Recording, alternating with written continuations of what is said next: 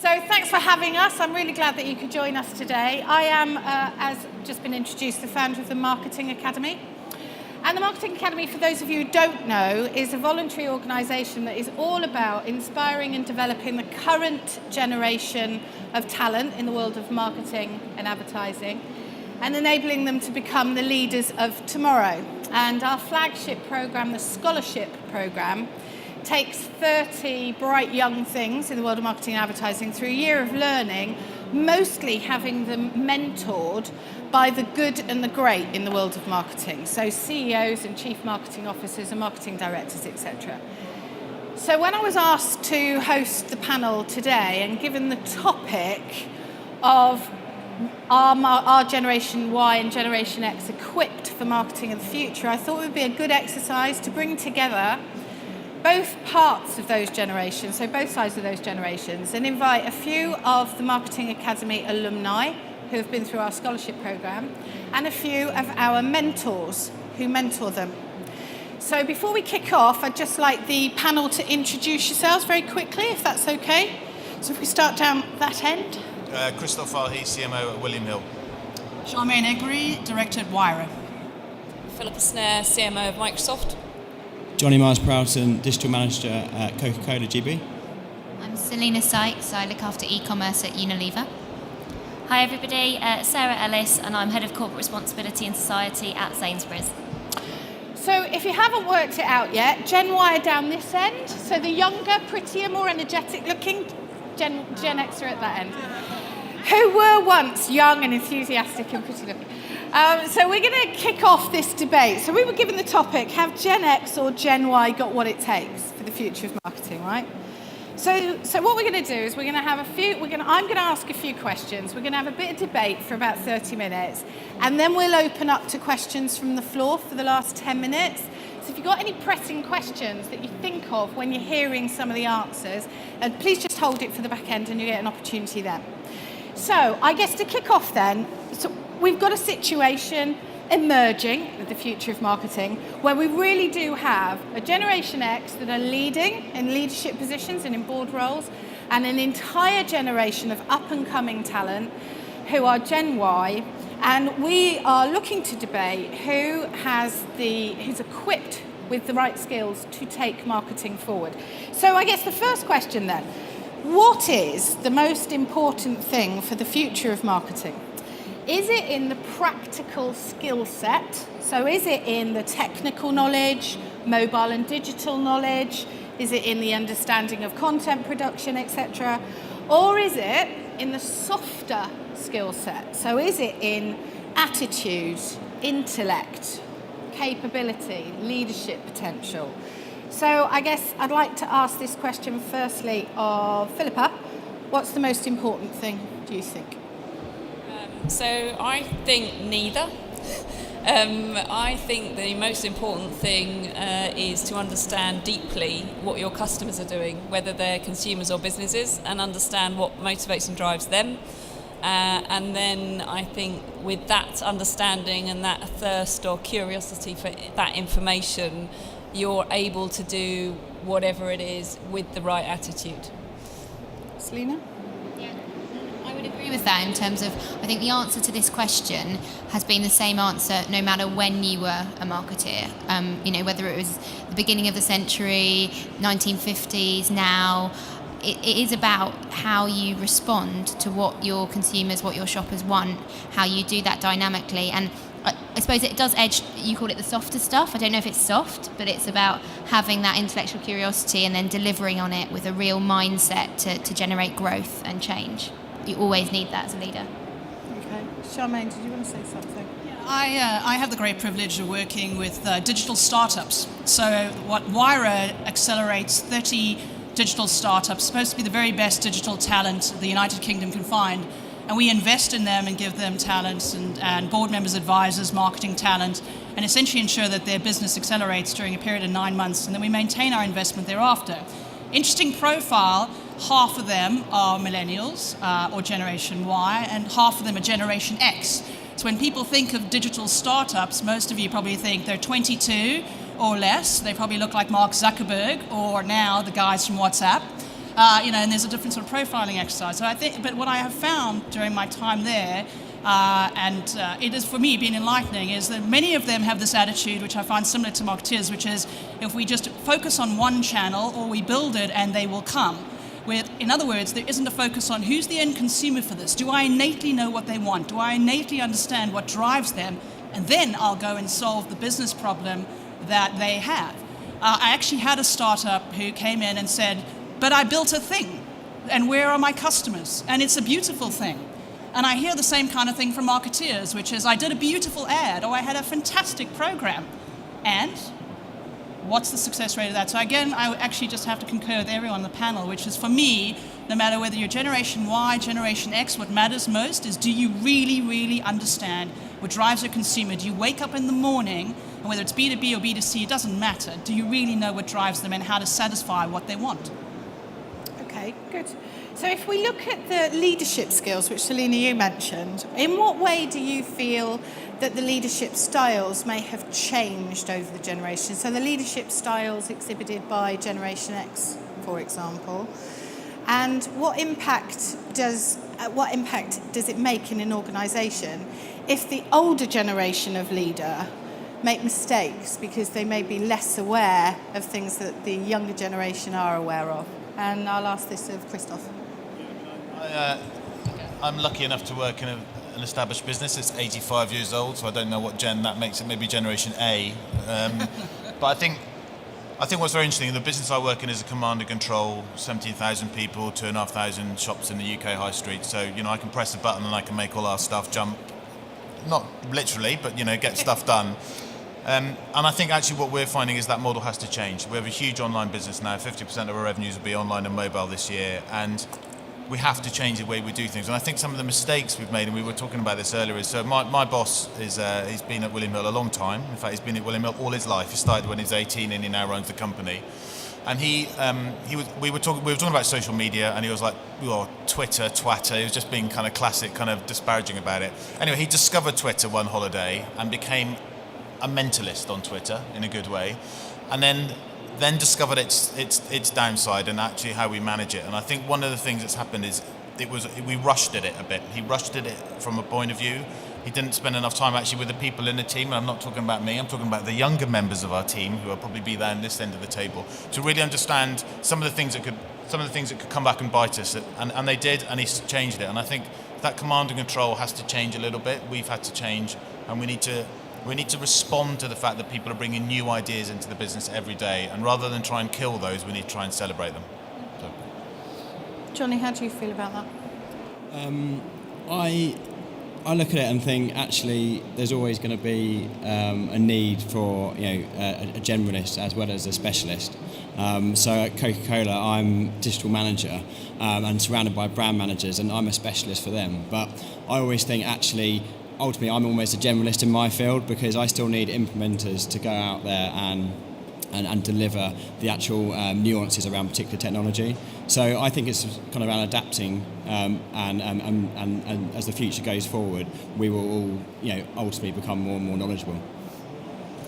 And in that skill set, if you're looking at a skill set, either specialist or generalist, what current core competencies within marketing do you think may well be obsolete in the future? I don't think any will be, actually, because I still think, like these guys talked about, it's still about audience first. So at Coca-Cola, every time we're thinking about doing something new and shiny, we always say insight first, platform second. And it's quite often the case just to come in and be like, right, we want to create something new and cool, but actually what are teens and young adults going to engage with it? So I think that's really, really key. So I think everything's still there. Audience, understanding what your objectives are, who you're going after, and then really understanding them, and then go from there. The other bit I was going to add, just a couple of points the guys made around, you mentioned around startup technology and people not actually getting into it. We always talk about this kind of mantra of why would I share, why would I care? And so anything we produce in sort of digital marketing is going back to that and thinking like, why would people actually engage with it and take it on board? So, and that works. One of the other things to think about that I do think maybe is different in the current generation is there are more options available. So the kind of the suite of options available to a marketeer now is quite different to kind of how it maybe looked 15 years, 20 years ago. So what you need to be able to do as a marketeer is to, out of all of those options available, spot the right opportunities, work out where to test and learn, work out where to kind of place your focus and how to prioritise. And I think balancing that, so thinking about how you both incrementally improve where you are today and then spot the right opportunities, the big bets, which are kind of both of those I think are just leadership qualities. I think they're the things that I see increasingly are the things that help you to stand out in an organisation. And Sainsbury's is interesting. So I joined Sainsbury's a couple of years ago, and Sainsbury's very much look at leadership behaviours rather than specialist capabilities. So actually, they kind of look at things like judgment, drive, influence, the ability to do some of the things that we've talked about, and then we'll challenge you as an individual to go and run a shop, work in supply chain, work in marketing, because their argument is that actually the diversity of knowledge and skill set that you will get will ultimately allow you to kind of develop that skill set further. Interestingly, for this audience, increasingly they are balancing that with specialist knowledge, because I think the generalist specialist debate, the more I think about it, the more I think it's less about which is the right answer and more about what do you as an individual want to do. So what are you great at? What are your strengths? What do you really enjoy? Because I think there is a place for both, and all organisations need both. So I think we should probably spend less time worrying about which one is right and more about what do you need as an individual and how organisations get the right makeup. And I think that might be a good example of a company that's shifted or changed the way in which they work in order to create a better environment for more younger Gen Y people. Philippa, do you feel that there is a different way or a different style of motivating Gen Y in a working environment? I think definitely.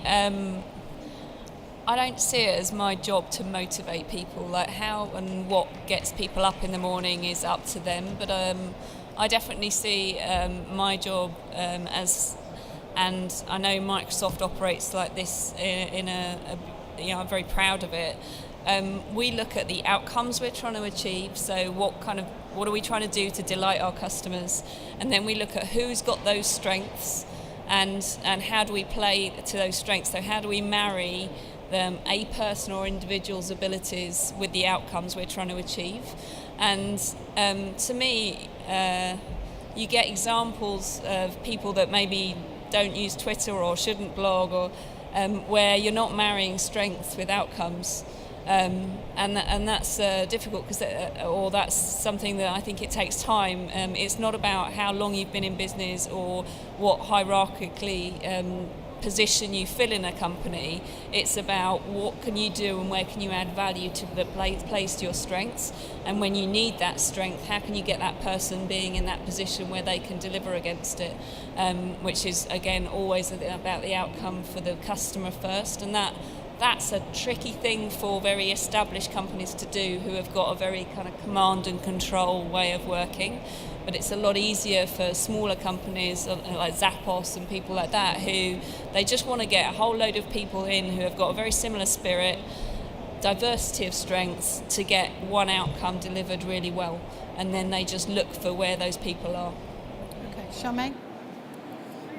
I think leadership today, whether you're in a big organisation or a small, and I've had the privilege of working at some very, very big organisations with over 100,000 people, and then some very, very small ones now, and that have anything from a single founder and a great idea on a piece of paper, to someone who has 68 people and they still call themselves a startup and they're valued in the tens of millions.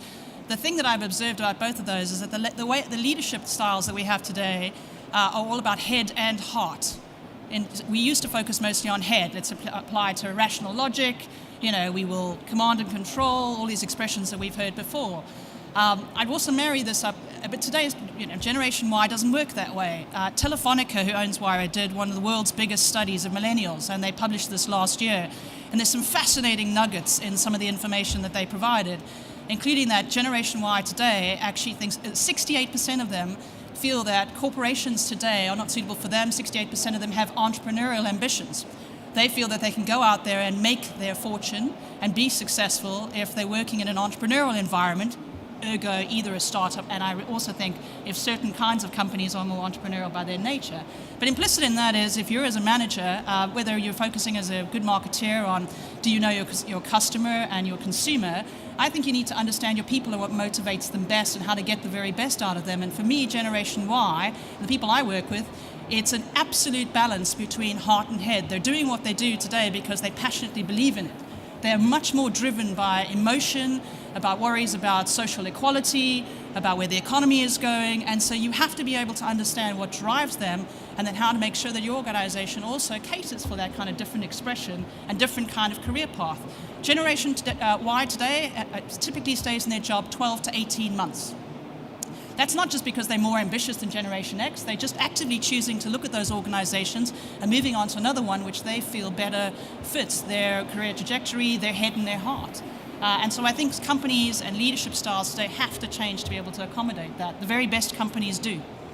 Okay. Can I just make a point? I mean, I think it talked about it earlier about what makes marketing specialist, generalist, whatever. There's two words that have come up in the panel debate which are very important to how I view these things. One is passion.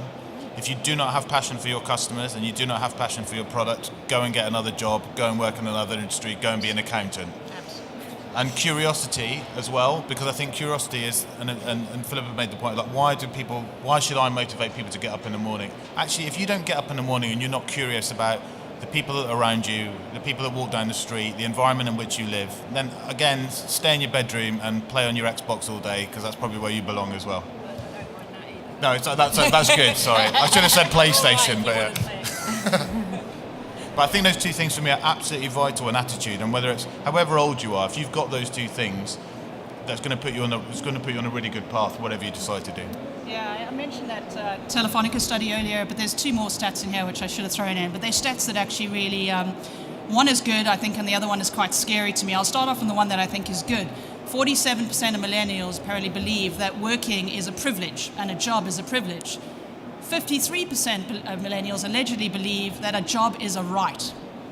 That a job is a right. And then and I find that quite scary, actually, if I may, because there's an implicit attitude within this idea of curiosity, this idea of ambition, this idea of drive, this idea of, but of course I must be able to get a job. And look at the recession we've just come out of and the economic troubles we've just come out of. I think we just need to breed a different kind of leadership, a different kind of marketeer. And for me, it isn't about just digital, it's about the attitude the marketeer brings to work every single day. So I think for Generation Y, what's really key is really understanding what your values are. So I think what you guys are talking about is this, the head, the heart, the passion, the intellectual curiosity. But if you can't sit there and say, this is what my values are, and it's fine that everyone's different because that's what we need. But if Generation Y want to have what it takes, they have to be very clear on this is what I stand for, this is what motivates me, this is what I value in life and what I'm passionate about. Because I think without that, Generation Y aren't going to be successful in getting jobs and in thriving and in reaching the ambitions that we know that they have in terms of their life and what they want to get out of it. So it's about really understanding yourself and what drives you is going to be more and more important in the future. And I agree with you, but there is a bit on that as those change, right? As you go through your life, those change. So you can't be kind of 18 and go, I know who I am, because if you know when you're 18, you're some kind of like freak who should be at Oxford doing maths. But you need to kind of do that thing of what you should. So each job's going to give you something new, each experience is going to give you something new. So I agree, you need to have some kind of core, but you have to accept that those things will change, because otherwise you'll get very stuck in your ways. It definitely helps stand out from a CV. I just think about how many CVs I have land on my desk every week. And when you meet people, most people have got A-levels now, most people have got degrees now, even most people have got MBAs now that come through. And that's not differentiating anymore. So you can't differentiate on that. And I think self-awareness and understanding what makes you tick and what you care about massively makes a difference, certainly as you come across in interviews. And I would, one of the things I always encourage my graduates and my team to think about, because certainly it's kind of worked for me is to think about making sure you kind of bring all of your skills to work, not just necessarily kind of what was on the original job description. Because actually, to Philip's point, so I am one of those people who've got an MBA and brilliant, doesn't even count for anything. So I spent all that time doing that MBA. But when I got I got promoted at Sainsbury's about 6 months ago, and when you get promoted, you have to get interviewed by all the directors. And I found it fascinating to see the things that people were saying about me to kind of recommend me for this role. And it was some of the things that I do that are not for profit. It was some of the things I do with the Marketing Academy, some things that I've kind of set up completely outside of my day-to-day that kind of link to my day-to-day and Sainsbury's are kind of involved in, but are not part of my core job, but they are things I'm really passionate about and they align brilliantly with my values.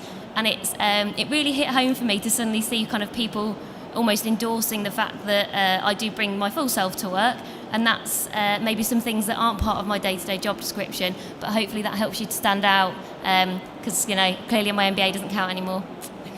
And so that leads me to another question, actually. And I need to ask both Gen X and Gen Y. So Gen X, what is it that you look for in a young person on their CV that would give you the confidence that you're going to see somebody quite different? So is it that you would still look for a certain degree, a CIM qualification, a diploma with the IDM or the DMA, or are you looking for something else? And I know that the Gen Ys, you're doing graduate recruitment, right? So I'd like to explore if there's differences in what you're looking for. Are you looking for the skill set and qualification, or is there other stuff that you're looking for? I'll start. First of all, I'm looking for it to be well written, that's some of these things you see are just like, are you serious? You want the job? You cannot spell your own name. It's pretty bad.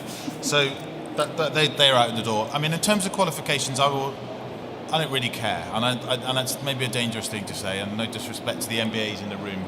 I think if people have done some interesting stuff, and that relates, we work in, my business, we're about betting and gaming. So look, it would be very helpful in our business if you have a passion for sport. So I would look at someone who kind of goes, actually, I've done some basic marketing, I half know what I'm doing, maybe I've got a bit of a degree, or I've done some life experience, and maybe, by the way, I play semi-professional football or hockey or whatever it might be at the weekend, because you've got that passion and that curiosity again. So to me, it's a balance, and then, it's about, and it is terrible, but it becomes an instinctive thing to look at that CV and go, actually, I'm going to get this person in, because actually the 20 minutes or 30 minutes, I will know, actually, often it's 5, more often it's 1, and you know whether it's worth taking it forward for. So you need that thing. But everyone's going to be different. I'm sure, every recruiter will be different. Some will want a tick box. My HR department will want a tick box of qualifications before they'll even get to me, which is why I get the CVs first and then I give them to them, because I want to make sure that we're not missing out on people who have maybe done some really interesting stuff, but maybe haven't done a degree and maybe haven't done a CIM or any of those things, but they've done loads and loads of interesting, relevant things. Yeah. So. I'll build on that. I think for me, all the degrees, all the diplomas, etc., is somewhat what I would call hygiene factors. The thing that makes someone stand out is that their ability to take passion and intellect, so they have to have both, and their ability to apply that to my business. So things that make them stand out, you spoke about sport, skills, things and projects that they've been involved in that they can articulate to me, but I can also see from their CV how they may be able to bring a different view and a different angle to the job that they're going to do. For me, in today's economy, it's not enough that you can just do the job. I want you to do the job and excel at it and then go on to the very next job. So I'm always looking for someone who, it's not about filling this box. And I always say that to someone, please don't just read the job description and then apply based on the job description. Come in because you believe about the company, you can add value to the company, and if your job description hasn't changed fundamentally within the first 6 months, then you're in the wrong company, or you've taken the wrong job, because you should be able to keep moving forward and you should be keep learning and applying. So I genuinely believe it's the combination of passion, intellect, i.e. experience, also, but the way that you can apply that to the role and then take it far forward. Yeah, I think same, to be honest. I think there is some companies are a little bit more set the bar higher than others. So in a similar fashion to Christoph, if I want to intervene in the process, I'll have to get to the CVs before my HR department does, before I get the hygiene factors already moved out. So often we are looking for MBA and above, because not the topics they pick, but the commitment to ongoing self-improvement. And that means there's a hygiene factor before it even gets onto the desk, or even managers see the people. And I know, McKinsey and other kind of very high performance-led organisations are similar to that. And then I think I definitely look for, in the same sense, I'm not looking for somebody that's read the job description, although if you don't read the job description, that's going to really not help. But I'm looking for somebody that's read the job description and then said, I kind of get the principle behind what this job is trying to achieve, but actually I've thought about it and this is how I would do it, which might be different from the job description. And a way of showing how passionate or how they've done that in other experiences, or what they'd want to do, what they'd want you to be saying after 3 years having done it, or 2 years, or 1. I want them to come and tell me what we should be doing, playing to all of their passions and their strengths, more than I want them to tick all the boxes of the job description. And Selina, can you just comment on what you look for in the grads from a skill set perspective?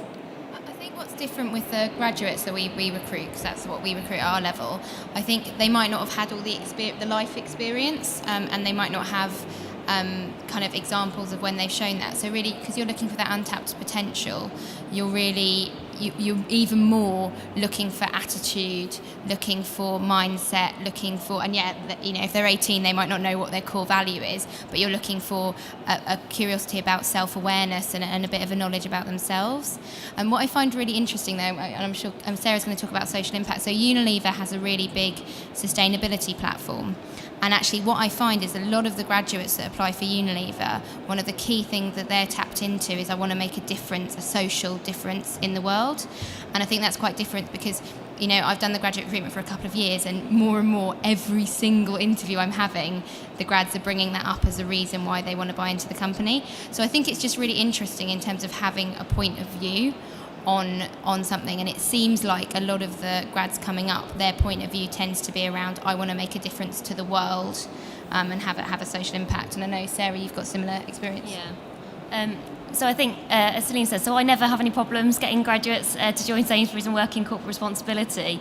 But my challenge is often people who've kind of got a bit more depth. So to Selena's point about actually having a perspective and a point of view, because it is amazing to me. My first interview question is always, so anyone listening who comes to Sainsbury's, is always, what's your favourite Sainsbury's product? And so many people, look shocked, and then can't really answer or can't really tell me what their favourite product is and why. And I think, well, if you don't love food, you probably shouldn't be working at Sainsbury's. And mine is oat and raisin cookies. That's kind of what I always start with. And then I will often ask, an amazing stumbling block for a lot of people is, so what do you think about some of the, it might be our new Active Kids scheme, all very publicly available information on our corporate website. And often people have not even looked at the corporate website, or can't tell me who our marketing director is. And some of those hygiene factors, I sometimes wonder if people kind of forget to get that bit. They've kind of thought about the company, why they want to work for the company. They might kind of talk about being interested in value and values, but I kind of want to know why and what it is that makes them passionate. Have they been and kind of gone around their local store? What's it like? What do they think? And I'm always looking for people to have a kind of really strong point of view. What are they doing in social? I always ask a question about change. What changes do they see around kind of technology? What enablers might that give to kind of us as a business? And I think people having the confidence just to have a view, there's kind of no right or wrong. That's really what gets, I think, the graduates to sort of stand out, because they haven't got the experience necessarily, but hopefully they've got a kind of really interesting perspective, and they're not kind of just saying kind of something that's maybe a little bit superficial. So the last question before we throw it out to the floor is that if the current Generation Y are our future, is there a role for Generation X? And if there is, what is it? So I guess I ought to ask the Gen Ys, but the Gen X might have a view. No, absolutely. I'm not just saying that because this room is probably full of loads of Gen X as well. And I think there's definitely always going to be a role for both generations. I think number one, what Gen X still brings more than anything, but beyond like a myriad of qualities, is leadership, experience, and if I look at kind of from a Coke point of view, brand marketing is brand marketing, and it's always going to be there. The ability to emotionally engage people to make them love your brand, and digital's just brought a different way to do that and to connect with people. So they're always going to have a seat at the table, absolutely. And I think the challenge for me, sitting just in Gen Y, by about a year, is to try and really kind of inspire the leadership of our business to understand what our audience are doing and get them to really try out new platforms and just experience it and taste it. There isn't a day when our head of GB says to me, when are we going to go on Snapchat? Because his teenage son's on it, and it's great he's doing that, but it's just getting a bit more involved to understand that maybe it's not quite right for brands, and there's a place for it for teens, etc., etc. So I really want to try and bring them up to speed and get them to understand the platform more and digital more, but there's still a place for them, absolutely. Yeah, and I'll just share something that happened this week. I think it's dangerous if Gen X feel like, this whole digital thing, we're going to have to almost delegate it to the younger people in our business. So we had a big leadership meeting where a lot of the leaders in Unilever were saying, we need to get our graduates in to teach us about stuff. And you know what? That's great. And that's actually something that Gen Y can do and Gen Z can do, is come and get voice and be heard by senior leaders, because they can teach them and mentor them about all this new stuff that's happening. But it's dangerous if Gen X don't realise how vitally important it is that they get involved in what's happening in terms of digital and how effectively, to our original point, how consumers and shoppers are changing. So I really stood up and said, you know what, it's great that we get the grads in and we should definitely do that, but we can't delegate that responsibility to them. We have to, Gen X have to, and Gen Y have to think about what it means for the business, and like you say, take their experience, their leadership, and make sure that they're driving for that change just as much as Gen Y or Gen Z might end up doing. Do you want to say something? I think there's a place for both, and I think an understanding of technology shouldn't be delegated to any generation. Every generation should grasp it with both hands and run with it.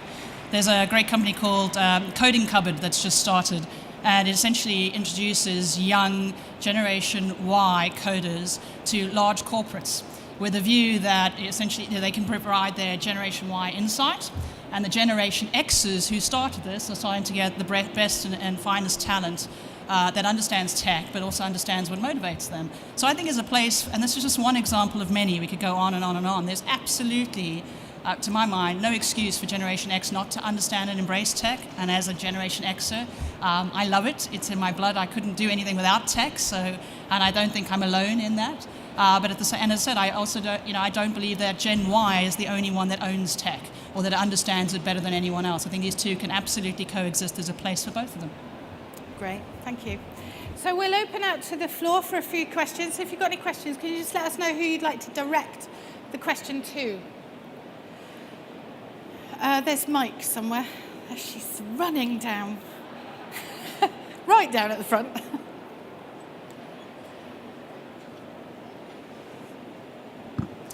Hi, this is a question to the Gen X guys. There has been a lot of talk about the Gen Y being the specialists. People are delegating to them the knowledge of new channels and so on.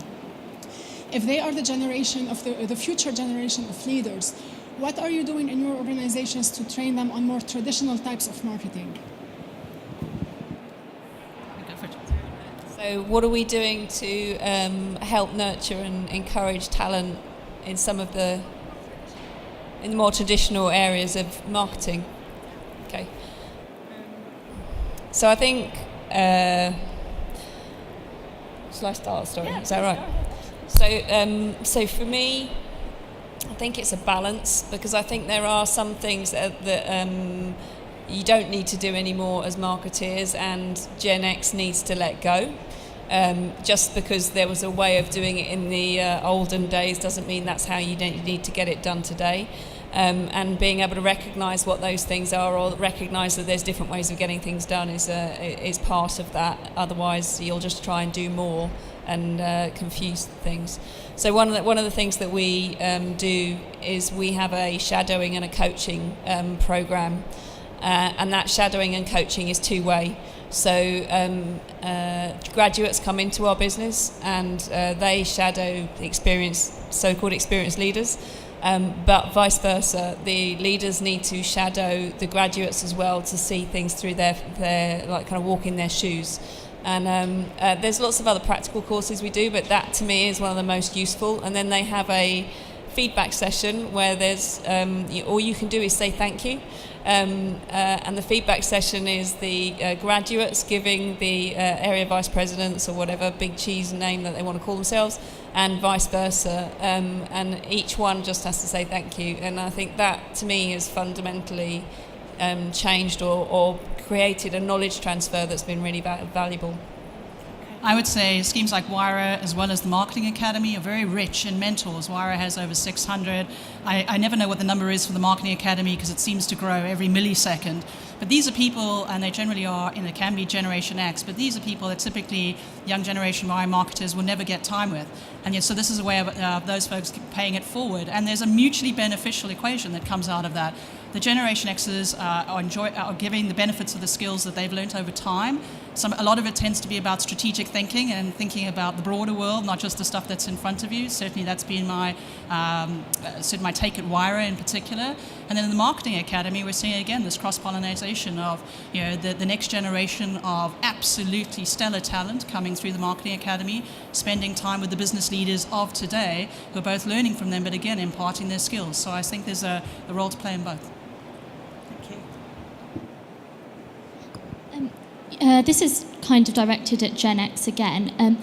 We've all spoken a lot about how social values and sustainability values play an increasing part in kind of Gen Y's reasons for being in companies or kind of aligning themselves with brands. Do you feel that to get the best talent from Gen Y or future generations, that brands have a responsibility in adapting and becoming more sustainable or more social in order to attract that talent?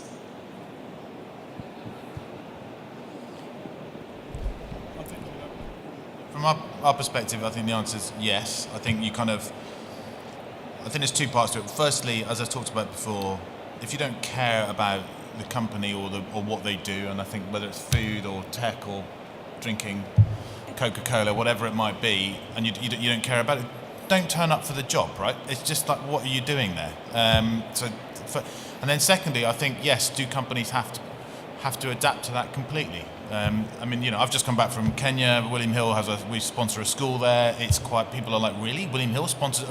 Yes, and partly we do that because it's a good thing to do. My boss has a kind of massive attraction to Africa for lots of historical reasons.